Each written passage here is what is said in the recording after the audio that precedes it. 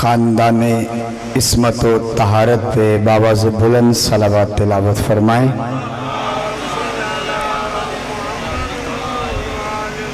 یہ ذکر بڑا بلند ہے، بلند تر صلوات تلاوت فرمائیے۔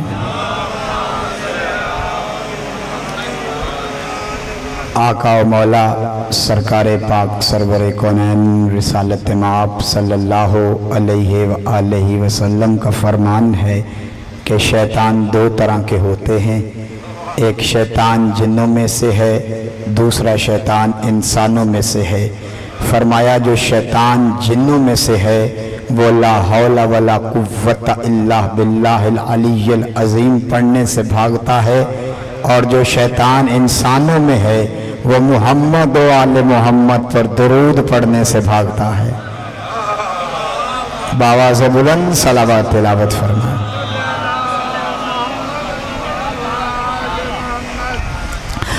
اعوذ باللہ من الشیطان الرجیم، بسم اللہ الرحمن الرحیم، الحمد للہ المعروف من غیر رؤیت والخالق من غیر رویت، الذی لم یزل قائما دائما اذ لا سماء ذات ابراج ولا حجب ذات ارتاج ولا لیل تاج ولا بحر ساج ولا جبل زفجاج ولا فج ذو اعوجاج ولا ارض ذات مہاد ولا خلق ذو اعتماد، الحمد للہ الذی جعلنا من المتمسکین بولایت امیر المؤمنین، الصلاة والسلام علی سیدنا و مولانا ابو القاسم محمد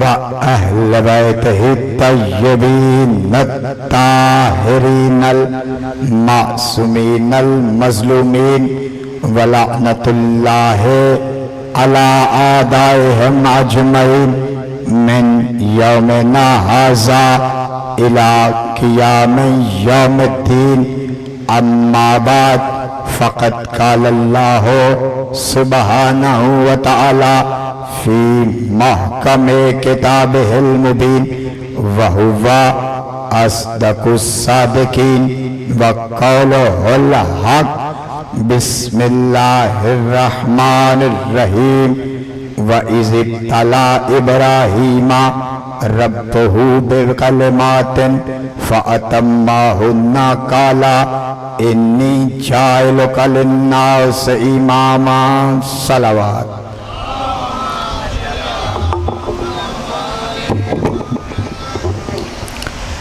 اجازت ہے نوکری شروع کی جائے۔ حسب معمول شکر خدا سے اپنی نوکری کا آغاز کرتے ہیں۔ ہر بندہ شامل شکر ہو جائے اور دل کی تختی پہ نقش کرے، 100,000 شکر ہے اس پروردگار عالم کا جس نے ہمیں اپنی طرح محب علی بنایا ہے۔ دعا گو ہوں زمانے کا امام پاک سرور کونین کا 12واں جانشین، اللہ کا مطلق العنان ولی و مدبر الامور امام، جو پردہ غیبت میں فرزند بطول کی حیثیت سے موجود ہے، اپنے رخ انور سے غیبت کا نقاب ہٹائے اور دنیا کو اپنا چہرہ دکھا کے سمجھائے کہ معصوم ایسے ہوتے ہیں۔ عزیزان محترم، قرآن اور معصوم ہمارا موضوع گفتگو ہے، اور آج ماشاءاللہ ہماری گفتگو اپنے 5ویں مرحلے میں داخل ہو رہی ہے۔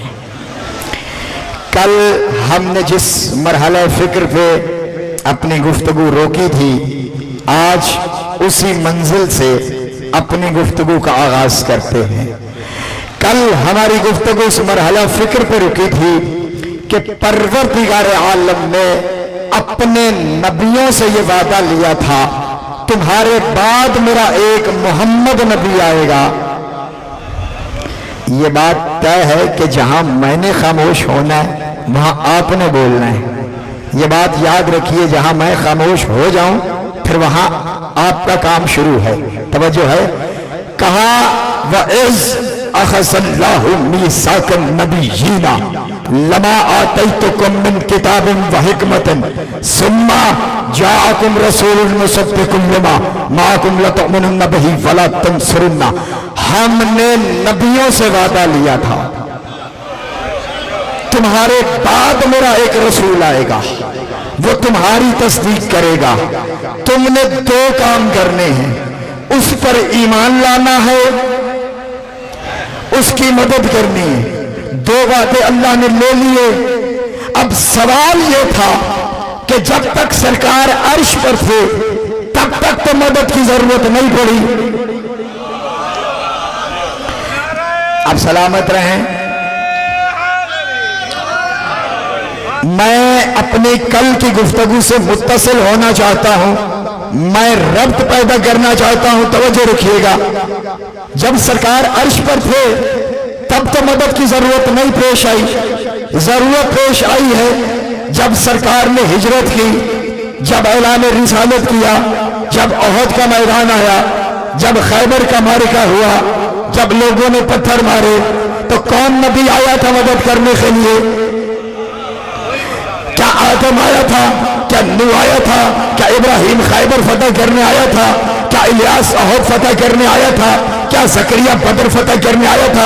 یہی حدیث میں نے کل تلاوت کی تھی، دوبارہ تلاوت کر کے اپنی گفتگو کو آگے بڑھا رہا ہوں۔ کوئی نبی مدد کرنے کے لیے نہیں آیا، اور پروردگار عالم نے کہا کہ اگر تم نے میرے محمد کی مدد نہ کی تو سب کے سب فاسق ہو جاؤ گے، تم نبی نہیں رہو گے، میں نبوتیں چھین لوں گا، تمہیں فاسق کر دوں گا۔ اگر تم نے میرے رسول کی مدد نہ کی، کسی نبی نے مدد نہیں کی، لیکن سارے کے سارے علیہ السلام ہے، سارے کے سارے محترم ہے، سارے کے سارے قابل قدر ہے، تو پھر پروردگار یہ بچا کیا ہے؟ خدا کی قسم اس آیت کی تشریح مشکل ہو جاتی اگر پیغمبر اپنی زبان کو جنبش دے کر نہ فرماتے من ارادہ ان ینظر الی آدم فی علمہ والی نوح فی تقویہ والی موسی فی ہیبتہ والی عیسی فی زہدہ والی یوسف فی جمالہ فلینظر الی وجہ علی ابن ابی طالب۔ جو آدم کا علم دیکھنا چاہے، نوح کا تقوی دیکھنا چاہے، ابراہیم کی خلت دیکھنا چاہے، موسیٰ کی ہیبت دیکھنا چاہے،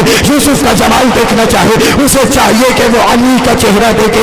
اب سمجھ آیا کہ جب سارے بھاگ جاتے تھے تو علی اس لیے نہیں بھاگتے تھے، علی کے سر پہ 1.25 لاکھ نبیوں کے تاج تھے، علی کے جتنے قدم میدان سے پیچھے ہٹتے اتنی نبوتیں فاسق ہو جاتی۔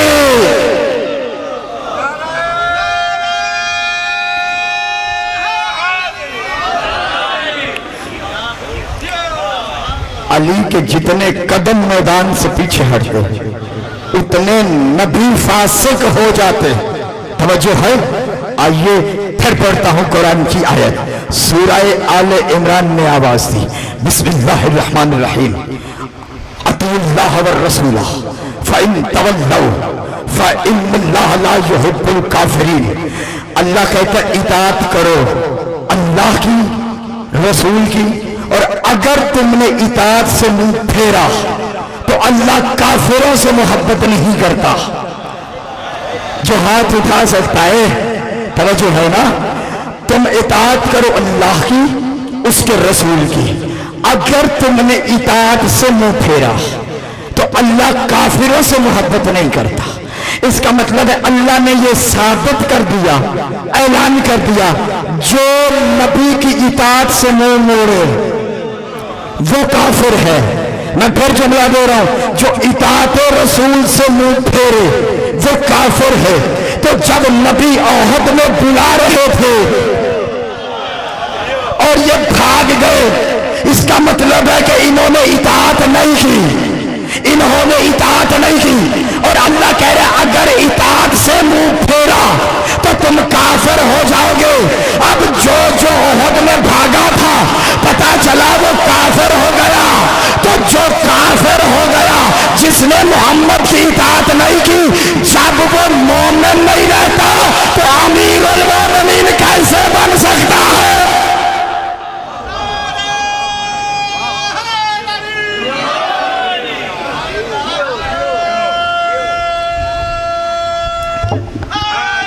दोनों हाथ बुलंद करके कैसा तारीखी नारा शाहिद नजफ की दहलीज का बेसल है आपकी आवाज और मेरे मौला का जवाब है तुम्हारा खिराज अकीदत हमने कबूल कर लिया। नारा हैदरी हैदरी। जो इताअत मोहम्मद से मुंह फेरे वो काफिर हो गया। तो जो मैदान से भाग कर काफिर हुआ, जब वो मोमिन नहीं रहता तो अमीरुल मोमिनीन बनने के ख्वाब कैसे देखने लगा? तवज्जो है ना जी? मेरे मौला अमीर कायनात का फरमान है जिल्लुन ज़ाइल। तवज्जो है जी आपकी? तवज्जो मेरी तरफ रखिएगा, ये मामला चलते रहते हैं। बस आप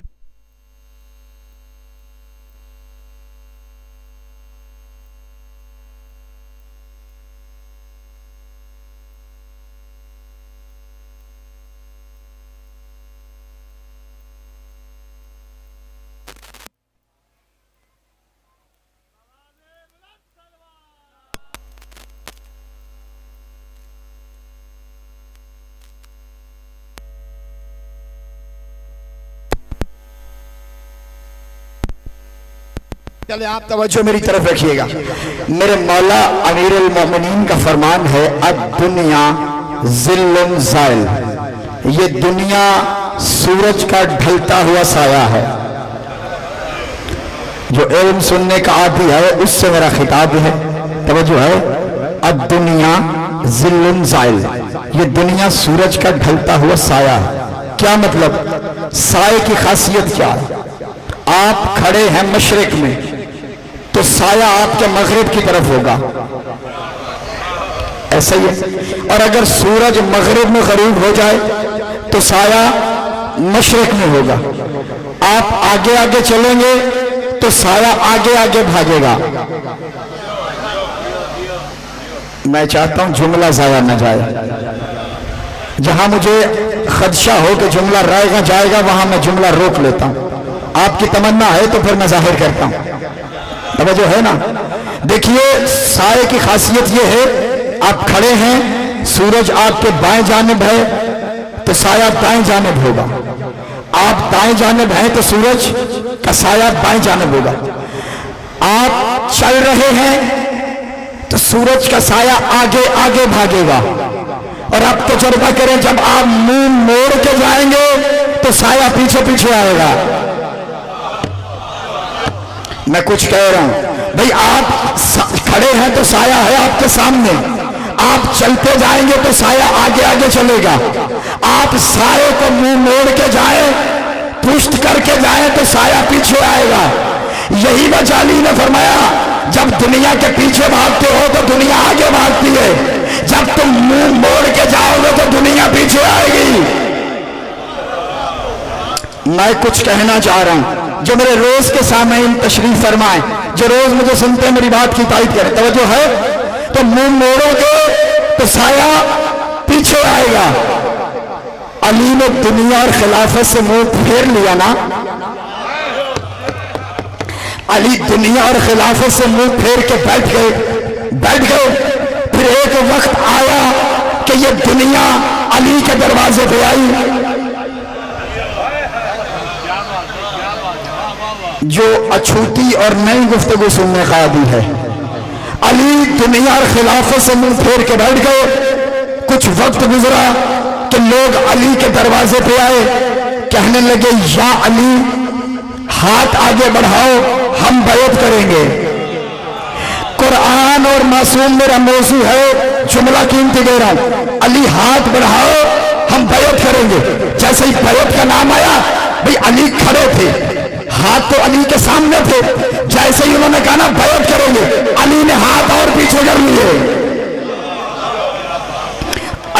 बड़ी कीमती बात हदिया कर रहा हूं। अली ने हाथ और पीछे कर लिए। अली ने एक सवाल किया, कल ये बताओ, कल जब तुमने बैत नहीं की थी उस वक्त मुझ में कौन सी कमी थी, और आज तुम बैत करने आए हो तो आज कौन सा कमाल आ गया। अली अपनी इस्मत मनवा रहे हैं। कुरान और मासूम मौजू है, तवज्जो है। मैं मुख्तलिफ रंग से बात करने काबिल हूं, तवज्जो है ना। कहा भाई कल कौन सी कमी थी मुझ में जो आज पूरी हो गई, कल कौन सी खराबी थी जो आज नहीं है, कल कौन सी कमी थी जो आज कमाल आ गया। तवज्जो है। अली अपनी इस्मत का दावा कर रहे हैं, अपनी इस्मत मनवा रहे हैं। जब अली ने कहा ना चाहो मैं नहीं बैत करवाता, तो मजमे से एक बूढ़ा आगे बढ़ा, कहने लगा अली अगर आपने बैत न करवाई तो हम रोज़े क़यामत रसूल से शिकायत करेंगे कि हम गए थे अली के पास हिदायत लेने, अली ने हिदायत नहीं की। मेरे मौला का तारीखी जवाब सुनिएगा, दिल की तख्ती पर नक्श कीजिएगा। हम शिकायत करेंगे, हम अली के दर पे गए थे, अली ने हिदायत नहीं की। तो अली ने कहा अच्छा इसका मतलब है तुम बैत करने खिलाफत देने नहीं आए, हिदायत लेने आए हो।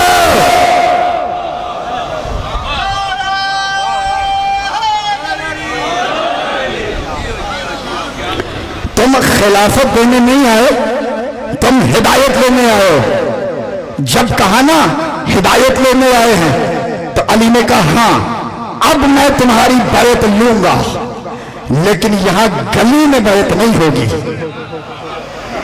वहीं चलो रसूल की मस्जिद में, वहीं जाके बैत होगी। अब आ गए रसूल की मस्जिद में, देखिएगा मेरी तरफ, इस्मत कुरान, कुरान और मासूम हमारा अनवान है। आए नबी की मस्जिद में, अली मिंबर पर बैठे, अली ने एक जीना छोड़ा। ये बात आपने पहले बड़े जाकिरीन से उलमा से सुन रखी है, नतीजा मुझ गुनहगार से नया लेके जाओ। अली ने पहला जीना छोड़ा, दूसरा छोड़ा, तीसरा छोड़ा, उस जगह पर बैठे जहां मोहम्मद बैठा करते थे, और बैठकर मेरे मौला ने खुतबा पढ़ा। खुतबे का पहला जुमला ये है, बिस्मिल्लाहिर्रहमानिर्रहीम, अल्हम्दुलिल्लाह अला एहसानिही, कद रजाअल हक अला मकानिही। उस खुदा का शुक्र है कि आज हक अपनी जगह पे वापस आ गया।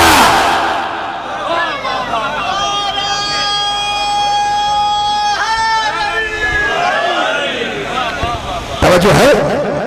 किसी से कहिएगा कि अली का ये खुतबा अरबी में सुनाए। तवज्जो है। अल्हम्दुलिल्लाह अला एहसानिही, कद रजाअल हक अला मकानिही, कि हक वापस लौट आया अपने मकान पर। अली हाथ आगे बढ़ाया, कहा आओ बैत करो मेरी। अब तवज्जो रखिएगा और एक फलसफा लीजिएगा, मेरी तरफ रखिएगा। जो बैत लेता है ना उसका हाथ यूं होता है, ये गलत तस्वीर दिया गया है कि लेने वाले का हाथ नीचे और देने वाले का ऊपर। ये गलत तस्वीर है कि जो बैत करता है वो हाथ ऊपर रखता है, जो लेता है उसका है। भाई यूं तो मांगने वाले का होता है, तवज्जो है, यूं नीचे हाथ तो मांगने वाले का होता है। अली ने यूं हाथ किया, भाई हाथ बढ़ाते जाओ, अली हाथ रखते जाएंगे, बैत होती जाएगी। इधर बैत का सिलसिला शुरू हुआ, इधर मजमे में सरगोशियां शुरू हुई। सरगोशी समझते हैं? एक दूसरे के कान में बातें करने लगे। अली ने कहा ये शोर कैसा है? पहले सरगोशियां हुई, फिर शोर बुलंद हुआ। भाई ये शोर कैसा? एक बूढ़ा हिम्मत करके उठा, कहने लगे या अली ये तुमने अच्छा नहीं किया, आपसे पहले जितने भी आए थे वो एहतरामन एक जीना छोड़ के बैठे थे। मिंबर की एक सीढ़ी چھوڑ کے بیٹھے. پہلا آیا وہ رسول کے احترام میں ایک سیڑھی نیچے بیٹھا. دوسرا آیا وہ احترام میں ایک سیڑھی اور نیچے بیٹھا. تیسرا آیا وہ احترام میں ایک زینہ اور نیچے بیٹھا. یا علی آپ نے پہلا زینہ چھوڑا, دوسرا چھوڑا, تیسرا چھوڑا اور اس جگہ پہ بیٹھے جہاں محمد بیٹھا کرتے تھے. اب میں جملہ دے رہا ہوں, امداد علی حیدری تاریخی جملہ کہنے لگا, دلوں کی تختی پہ نقش کرنے لگا. جب کہا نا علی آپ تو محمد کی جگہ پہ بیٹھ کرو, علی نے اپنا ہاتھ منبر پہ مارا. کہ ان لکڑی کے تختوں کی حیثیت کیا ہے, میں تو محمد کے کندھوں پہ بیٹھا کرتا ہوں.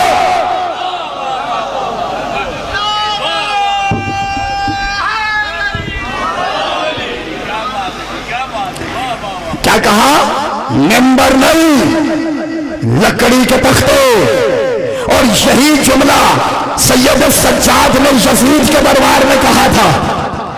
جب سید السجاد نے کہا یزید سے, حل تاذن لی ان ارفع علی ہذہ الاطراء وابین لہم من انا. یزید مجھے اجازت دے کہ میں ان لکڑی کے تختوں پہ بیٹھ جاؤں اور بتاؤں کہ میں کون ہوں. میں لکڑی کے تختوں میں بیٹھ جاؤں اور بتاؤں کہ میں کون ہوں. بھئی علی نے منبر کو کہا لکڑی کے تختوں. جملہ بڑا قیمتی ہے, آخری بندے تک توجہ, جملہ ضائع نہیں کرنا. جملہ پہنچے تو ہاتھ اٹھا کے علی کو سلام کرنا. ادھر علی نے منبر کو کہا لکڑی کے تختے, ادھر سید سجاد نے یزید کے دربار میں کہا لکڑی کے تختے. یعنی آل محمد نے بتا دیا اگر یہ ہمارے گھر میں ہو تو منبر ہے, تمہارے گھر میں ہو تو صرف لکڑی کے تختے.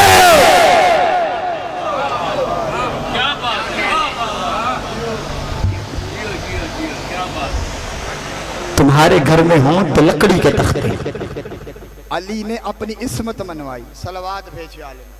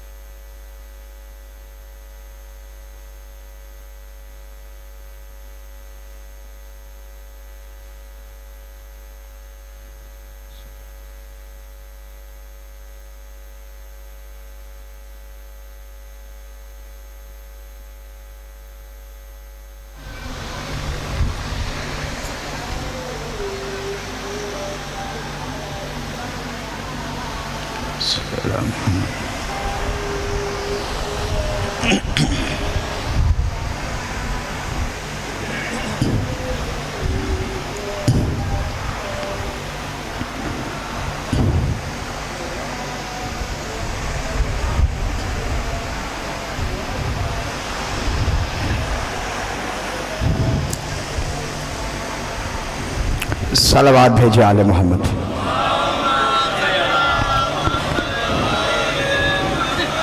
توجہ ہے جی. فرمایا اگر ہمارے گھر میں ہو تو منبر ہے, تمہارے گھر میں ہو تو فقط لکڑی کے تختے ہیں. یاد رکھیے گا لوگ دینے آئے تھے چوتھی. توجہ ہے جو جملوں کا خریدار ہے. بھئی لوگ دینے آئے تھے خلافت چوتھی. علی نے محمد کی جگہ پہ بیٹھ کے بتایا یہ چوتھی نہیں پہلی ہے.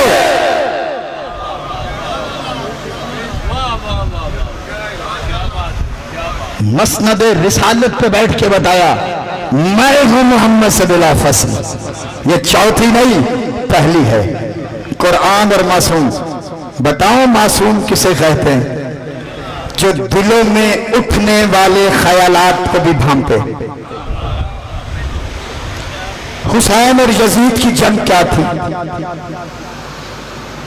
یزید حلال کو حرام کرنا چاہتا تھا, حرام کو حلال کرنا چاہتا, مگر حسین نے کہا نہیں, میرے نانا محمد کا بتایا ہوا حلال قیامت تک حلال رہے گا, میرے نانا محمد کا بتایا ہوا حرام قیامت تک حرام رہے گا. تو جو سوچ یزید کی تھی نا وہی اس کے باپ کی تھی. علمی گفتگو ہے, اگر آپ میرا ساتھ دیں تو. فن خطابت پہ تو چھوٹے بچے بھی نعرے لگا دیتے ہیں، لیکن میں پیغام دینا چاہتا ہوں، توجہ ہے، جو سوچ یزید کی تھی نا وہی اس کے باپ کی سوچ تھی، اسے پھپھی پسند آ گئی۔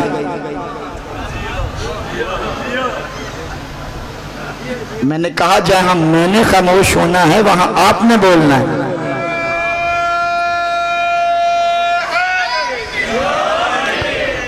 اس کی پھپھی پہ نظر تھی، ہاں میں تاریخی ذمہ داری سے کہہ رہا ہوں، یہ منبر ہے کوئی مذاق کی جگہ نہیں ہے، توجہ ہے، پھپھی پہ اس کی نظر تھی۔ یزید بھی تو یہی سوچ رکھتا تھا نا، اس کے باپ کی بھی یہی سوچ تھی، پھپھی پہ نظر تھی، پھپھی سے شادی کرنا چاہتا تھا۔ اس نے سوچا اگر میں پھپھی سے شادی کروں گا تو دنیا میرے خلاف ہو جائے گی کہ اس نے پھپھی سے شادی کر لی ہے، ایسا کرتا ہوں میں حسین ابن علی سے فتویٰ منگواتا ہوں، اگر حسین ابن علی نے کہہ دیا ہاں تو میں پھپھی سے شادی کر لوں گا، کسی نے اعتراض کیا تو حسین کا فتویٰ دکھا دوں گا۔ توجہ ہے، اس نے حسین ابن علی سے فتویٰ منگوایا۔ وہ ملاؤن اتنا جانتا تھا بے شک تخت پر میں قابل ہوں مگر شریعت کا وارث حسین ہے۔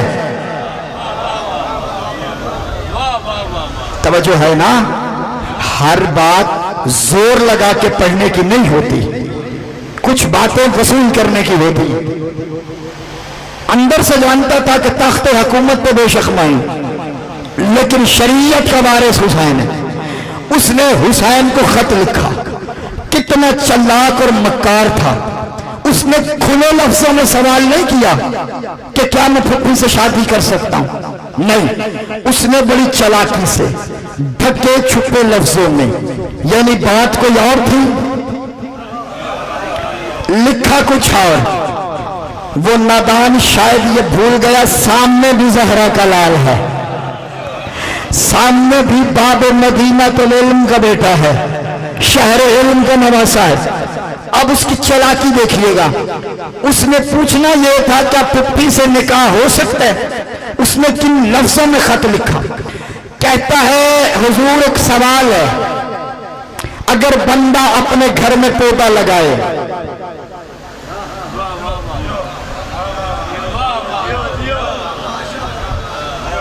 میں قیمتی باتیں ضائع کرنے کا عادی نہیں، مجھے اطمینان دلائیں کہ بات ضائع نہیں ہوگی تو میں کروں ورنہ میں منزل مصائب کی طرف بڑھوں۔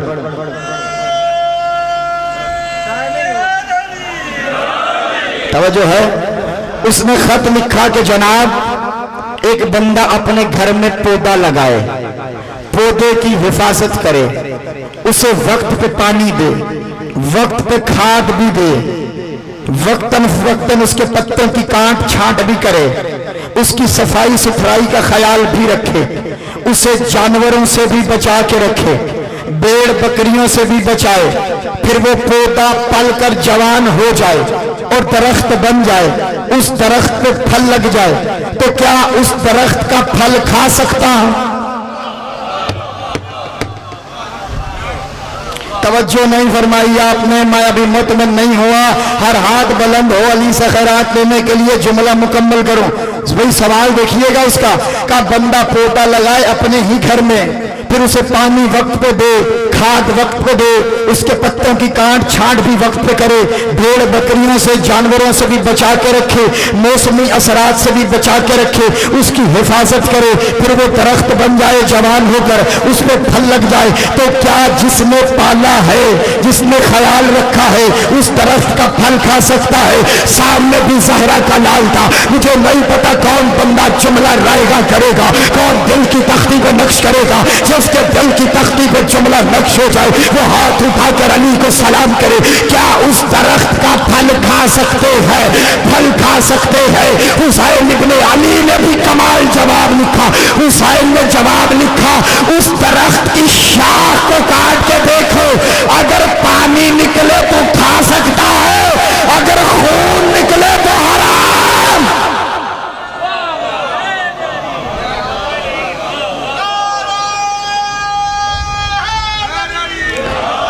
دونوں بلند کر کے تاریخی نعرہ، نعرہ حیدری حیدری۔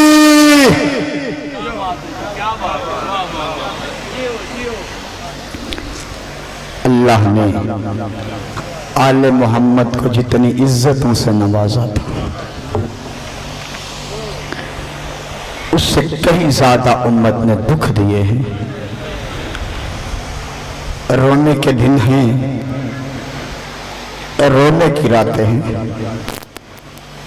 پتہ نہیں اگلے سال کون زندہ رہے کون مر جائے، جی بھر کے پرسہ دینا۔ تاریخ نے لکھا کہ حسین کے پاس 4 طاقتیں ایسی تھیں، اگر حسین ان کو یکجا رکھتے پھر کربلا آج جیسے پڑھی اور سنی جاتی ہے ایسے پڑھی اور سنی نہیں جاتی۔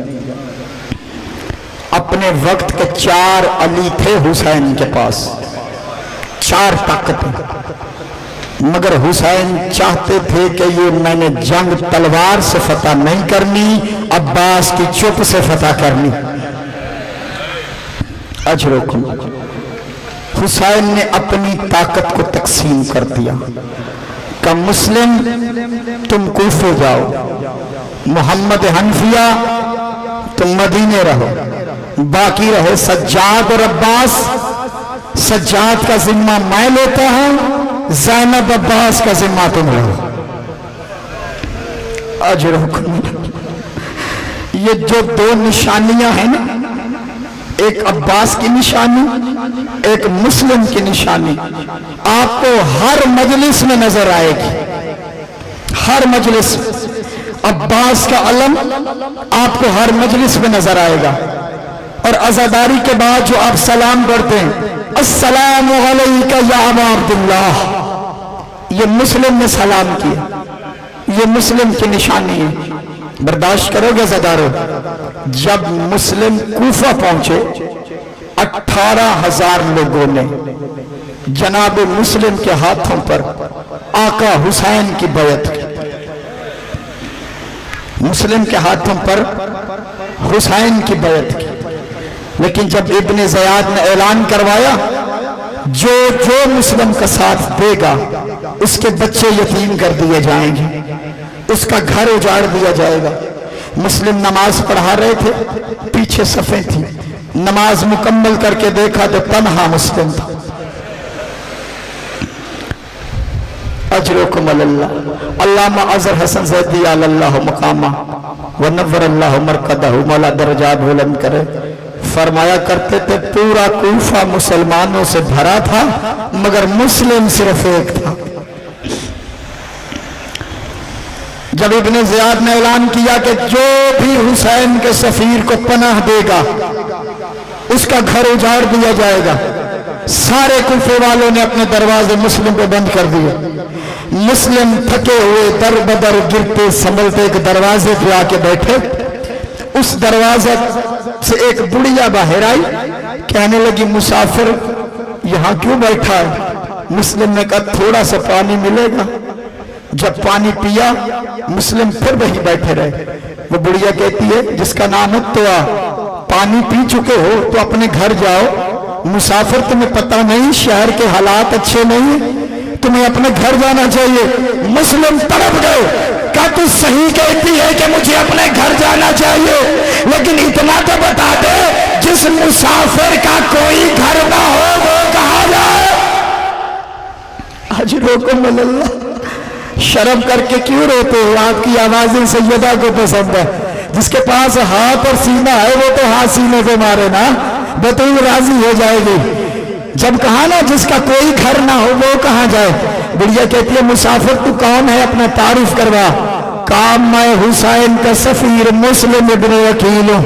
جب کہا نا میں مسلم ابن عقیل ہوں تو وہ قدموں پہ ہاتھ رکھ کے کہتی ہے مولا میں تیرا ہی انتظار کر رہی تھی، سارے کوفے کے دروازے بند ہیں، میں تیرے لیے دروازہ کھول کے بیٹھی تھی۔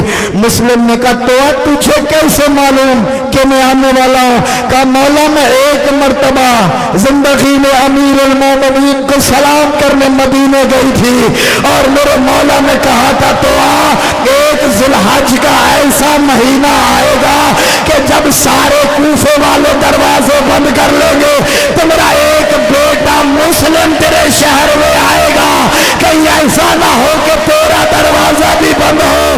مولا جب سے یہ ذی الحج کا چاند نظر آیا ہے میں دروازہ کھول کے بیٹھی ہوں، نہ جانے کب میرا مولا اجرکم علی اللہ اجرکم علی اللہ۔ تو وہ کہنے لگی مولا میرے گھر میں آپ کو امان ہے، میرے گھر میں پناہ ہے۔ تو وہ کے گھر میں مولا گئے، جیسے حسین نے ساری رات عبادت میں گزاری تھی، زور لگا کے پڑھنا مقصد نہیں ہے، مقصد ہے کہ آنکھوں کا وضو ہو۔ جیسے حسین نے ساری رات تلاوت میں گزاری تھی، مسلم نے ساری رات تلاوت قرآن میں گزاری۔ جب صبح ہوئی نا تو مسلم نے جنگی لباس پہننا شروع کیا، مسلم نے زرہ پہنی، مسلم نے تلوار اٹھائی۔ ایک مرتبہ توہ کہتی ہے مولا کہاں جانے کا ارادہ ہے؟ کہا توہ سن رہی ہو یہ باہر گھوڑوں کے ٹاپوں کی آواز آ رہی ہے، یہ یزید کے فوجی مجھے قتل کرنے آ رہے ہیں اور میں نہیں چاہتا تیرے گھر کی عزت پامال ہو، میری وجہ سے یہ فوج تیرے گھر میں آ جائے، جس کے سینے میں پتھر کا کلیجہ نہیں ہے وہ بندہ ہائے کرے گا۔ میں نہیں چاہتا تیرے گھر کی عزت پامال ہو، یہ فوجی تیرے گھر میں داخل ہو۔ میں کہوں گا مولا ایک مومنہ کے گھر کی عزت کا اتنا خیال، مگر شام غریبہ میں علی کی بیٹیوں کے خیمے شمر گھوڑے سمیت داخل ہو۔ اجرکم علی اللہ۔ جو رو سکتا ہے وہ حسین کے زخموں کے مرہم تیار کرے اپنے آنسوؤں سے۔ عزادارو ادھر مسلم باہر نکلے، مسلم نے لڑنا شروع کیا۔ میں نے سارا مضمون چھوڑ دیا، مسلم نے لڑنا شروع کیا ہے نا۔ عزادارو ایک آواز آئی یہ ہاشمی خون ہے، یہ ایسے قابو نہیں آئے گا، اسے چاروں طرف سے گھیر کے مارو یا پھر دھوکے سے مارو۔ انہوں نے ایک گھڑا کھودا، ایک کنواں کھودا، اسے گھاس اور پتوں سے بھرا گیا۔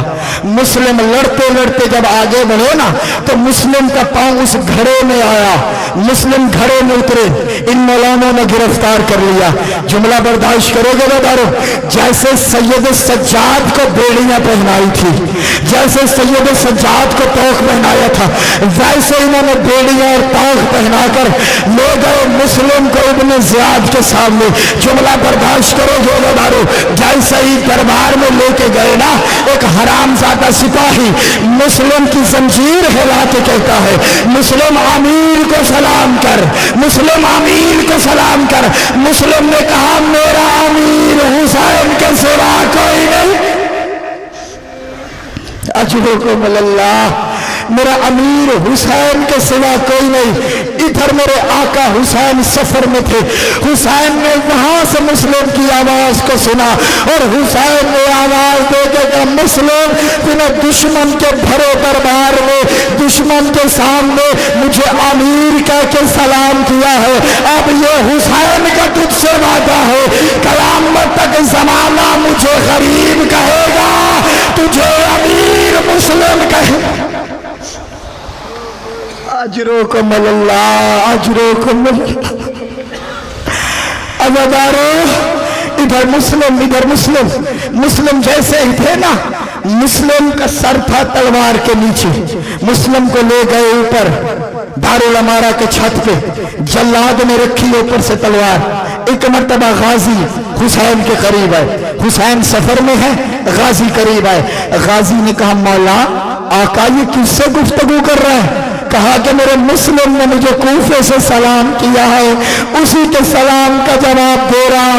ایک مرتبہ غازی نے کہا مولا جلدی کرے مجھے ابھی کے ابھی کوفہ بھیجے۔ حسین نے کہا نہیں غازی، کہا نہیں مولا ابھی بھیجے، ابھی بھیجے۔ غازی قدموں پہ بیٹھے، کہا مولا وعدہ کرتا ہوں تیری غربت کی قسم ہے جنگ کرنے کے لیے نہیں جاؤں گا۔ مولا وہ دیکھ دارالعمارہ کا چھت بڑا اونچا ہے، نبی جلاد تلوار چلائے گا، مسلم کا سر زمین پہ آئے گا، میں جلدی سے اپنے بھیا مسلم کا سر گود میں میں مسلم کا سر اٹھانے جاؤں گا، حسین نے روک کر غازی تو فکر نہ کر، وہ نیچے دیکھ میری ماں فاطمہ زہرا پہنچ گئے۔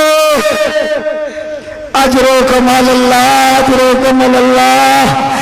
شہزادی زینب نے کہا خیمے لگا دو، قافلہ یہیں روک دو، ہمارا بھائی مارا گیا، ہم آگے نہیں بڑھیں گے، پہلے اپنے بھائی کا سوگ منائیں گے۔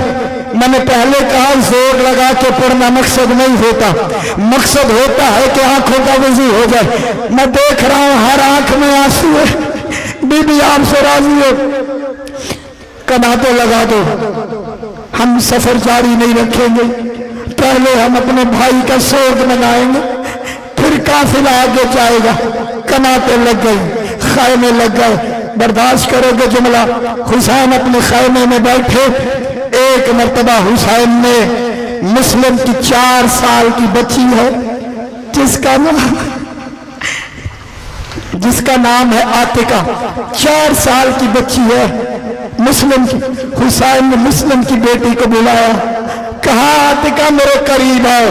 بچی حسین کے قریب آئی، کہ اور قریب آؤ، اور قریب آئی۔ ایک مرتبہ بچی کہنے لگی چچا مجھے ڈر لگ رہا ہے، میرا بابا تو خیر سے ہے رہا۔ حسین نے کہا عاتقہ سے تیرا بابا بھی میں، تیرا چچا بھی میں۔ کہا بہن زینب ہمارا صندوق لے کر آئے، صندوق منگوایا گیا، ان سے نئی بالیاں نکالی صندوق سے، اور مسلم کی یتیم بچی کو نئی بالیاں پہنائی۔ آقا ذاتی زینب نے نیا جوڑا پہنایا۔ سکینہ در خیمہ پہ کھڑی دیکھ رہی تھی، اور سکینہ سوچ رہی تھی اچھا جو یتیم ہو جاتا ہے اسے بالیاں پہنائی گئی۔ سکینہ کے ذہن میں بات بیٹھ گئی، جو یتیم ہو جاتا ہے اسے نیا جوڑا پہنایا جاتا ہے، یتیموں کو پیار کیا جاتا ہے۔ ارے عاتقہ کو کیا معلوم یہ شمرک نہیں ہے، یہ یزید کا دربار نہیں، حسین کا خیمہ۔ اجرکم اللہ۔ آخری جملہ عدیہ کر رہا ہوں، ہو سکے تو ماتم کر لینا، مجھے عزت حسین کی قسم ہے، انہوں نے مسلم کو قتل کرنے کے بعد مسلم کی لاش کو 2 4 یا 10 دن نہیں، پورے 19 دن تک کوفے کی گلیوں میں گھسیٹا۔ ارے کوئی سوال تو کرے۔ میں نے کراچی میں یہی جملہ پڑھا تھا، ایک عزادار کھڑا ہوا کہنے لگا امداد علی حیدری جملہ سمجھا کے پڑھے، جو لاش 19 دن تک کوفے کی گلیوں میں گھسیٹی گئی، کیا وہ لاش کسی تابوت میں بند تھی؟ مجھے عزت حسین کی قسم ہے، یہی لفظ پڑھا ہے کتاب میں، اگر غلط پڑھوں پاک بطول میری شفاعت نہ کرے۔ انہوں نے قتل کرنے کے بعد مسلم کے پیروں میں رسیاں ڈال کے کبھی کوفہ کی اس گلی میں، کبھی کوفہ کے اس بازار میں، جملہ برداشت کرو گے، 9 ذی الحج کو مسلم قتل ہوئے، 12 محرم کو جب سیدانیہ اس طرح سے کہتی ہو کہ کوفے پہنچی ہے نا، 9 محرم سے 12 ذی الحج تک کتنے دن بنتے ہیں؟ 9 ذی الحج سے 12 محرم تک کتنے دن بنتے ہیں؟ جملہ سنو گے مدارو، 9 ذی الحج کو قتل ہوئے تھے نا، جب 12 کو یہاں پہنچی شہزادیاں کوفے کے صدر دروازے پر مسلم کا سر لٹکتا ہوا نظر آیا۔ ایک مرتبہ لاہور والی ملکہ کا ہاتھ سید سجاد کے شانے پہ آیا، شانہ ہلا کے کہا سجاد کیا کوفے میں لاشیں دفنانے کا رواج نہیں ہے؟